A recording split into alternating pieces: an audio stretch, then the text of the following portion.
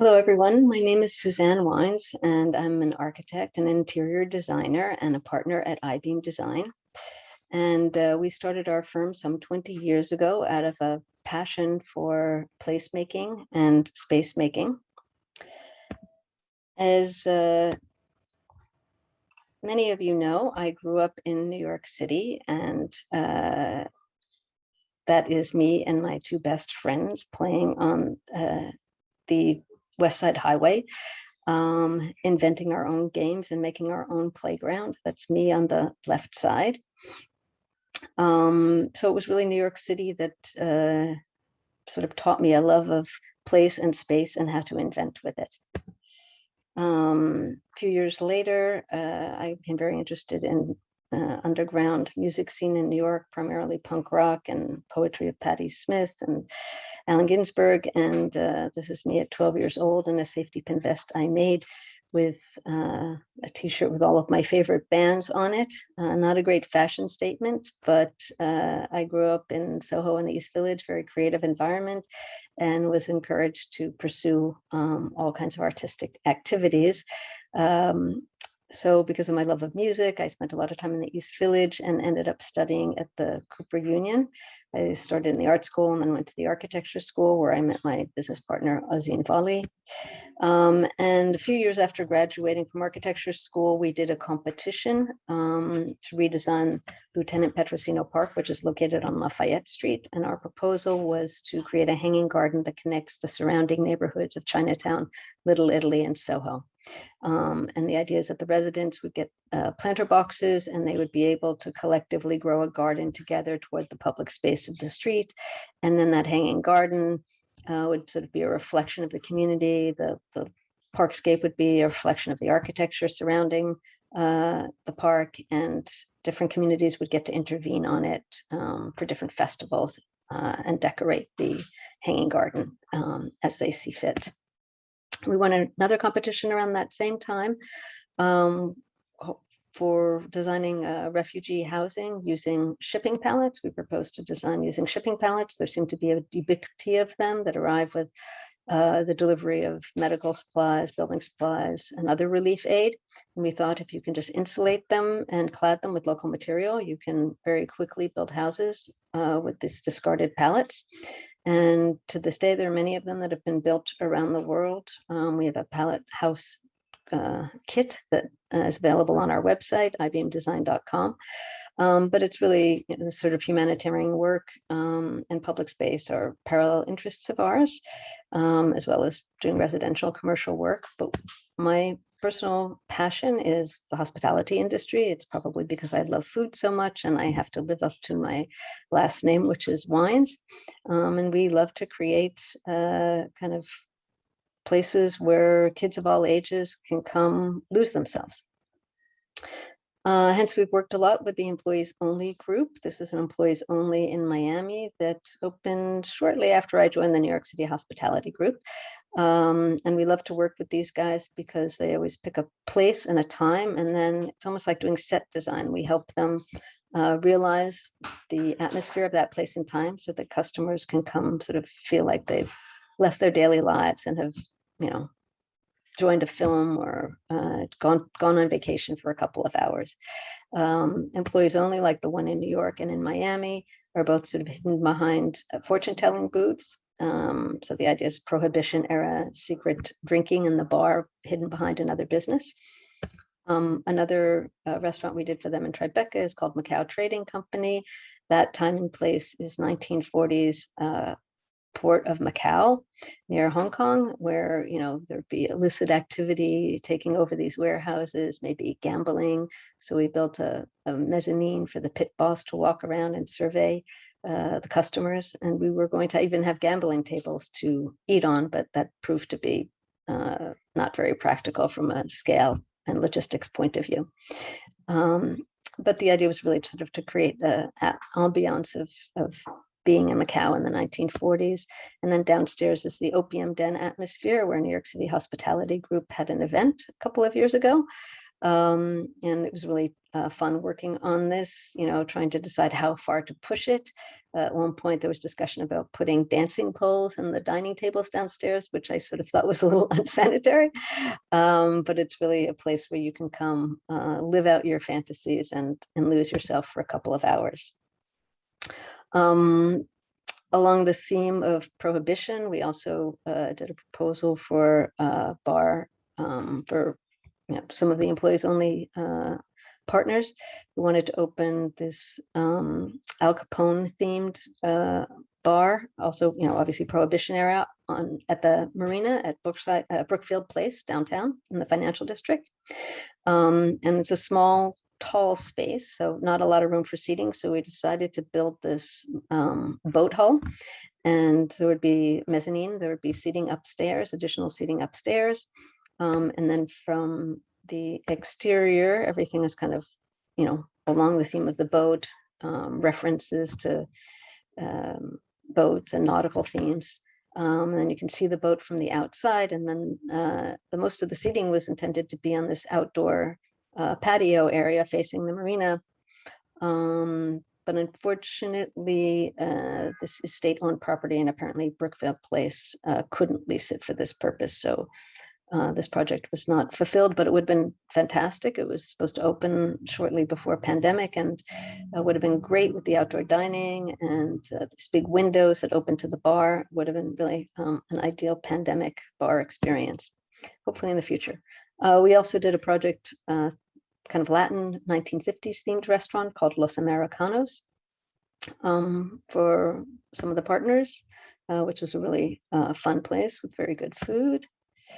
And I've also worked in casual dining, did the 500th Chili's in Colorado near Denver.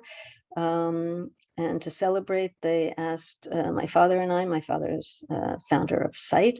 We collaborate a lot together on a number of different projects, particularly the casual dining projects. And so they asked us to make something really special. So we made the building into a big chili relleno. It's a big brick chili, as you can see, with the sort of classic board and batten Tex-Mex walls going through. It's all made of cedar, so it smells very good inside. And then have all the kind of dynamic decor that's flying through the walls.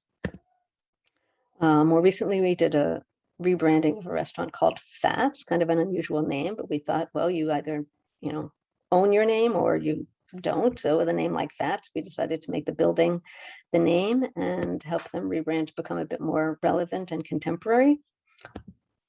And with Denny's, it was really, this is Denny's in Las Vegas. It was really a celebration of the 24/7 networking that's happened at Denny's for generations, where people of all walks of life and all ages can meet 24/7 over breakfast and pancakes. And the networking theme is then carried through and sort of becomes a new kind of vernacular, a kind of particular architectural vernacular for them. And of course, there's the Shake Shack in the park. We helped my father's firm do the first Shake Shack in the park, and worked on many years of Shake Shack subsequently. But this is really the most iconic. It's taking the burger stand and placing it into an urban park, and basically making the building the sign, and the sign the building, and integrating it with the parkscape. And as you know, it's been a very successful endeavor for Danny Meyer. These are some of the beautiful hand watercolor drawings that my father does for the projects that we work on together.